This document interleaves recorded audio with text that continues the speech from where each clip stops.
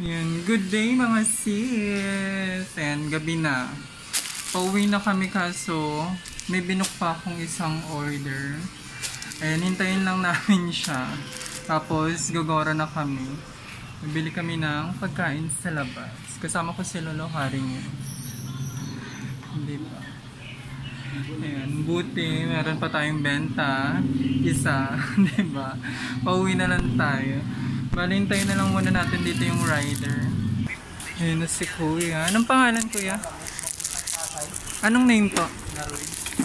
Bayad na yan na. Yung delivery fee na lang yung babayaran.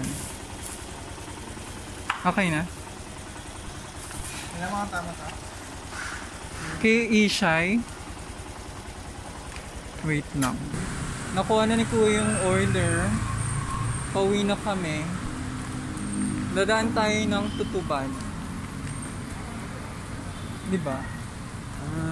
Tingnan natin kung makaka-order pa tayo ng pizza. Wala ng tao, baka magsara na yung mall. O, diba? Maganda. Si Lolo Hari niya na mag-order. Yung ano lang, yung maliit lang na ano. Oo. Saan dyan? Ha?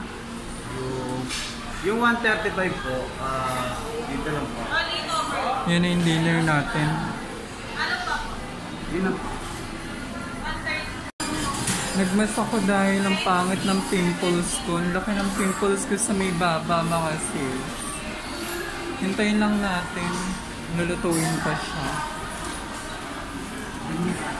Yan na yung kakainin natin ngayong gabi. At may bibilin lang pa tayo. Nag-order ulit kami ng chicken kasi 30 minutes pa daw.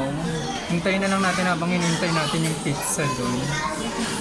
1 week, so deserve natin kumain ng masarap mga sis. Dahil nagtrabaho naman tayo ng buong isang linggo, diba? Kaya kakain tayo ng masarap. For today, wala kami pasok bukas, pahinga namin. So maglalaban na lang kami.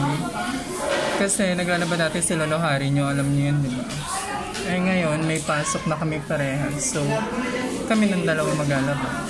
Every Sunday na lang. Hintay-hintay na tayo. Medyo nagugutom na ako.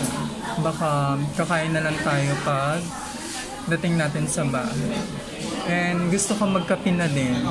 Alam niyo ba, every time na uwi ako galing trabaho, tapos nasa bahay na ako, bago kami kumain, nagtitimpla talaga ako ng kape kasi nakasanayan ko na siya. Ewan ko. Parang hindi ako nakakatulog pag hindi ako nakakapagkape. Pag galing akong trabaho. Hintayin na natin sa Lolo Hari nyo. Nag-order na siya. Bali, yan siya. Kakauwi niya lang din yan galing trabaho. Sinundo niya lang ako kasi usapan namin, sunduin niya ako ngayong Sabado. Diba? How sweet, kahit pagod. Sundo-sundo. Tingnan niyo naman. Diba? Sexy oh. Siya lang, gagalit ka. Ano? Hot shots? Eh, manok na nga din yung ulam, bibili ka pa. Tapos yung ulam sa bahay, anak ng manok. Kasi ang ulam sa bahay, itlog, nilagang itlog. Ilang araw na kami nag-iitlog kaya ayan. Bibili siya ng manok. Anak ng manok yung ulam sa bahay.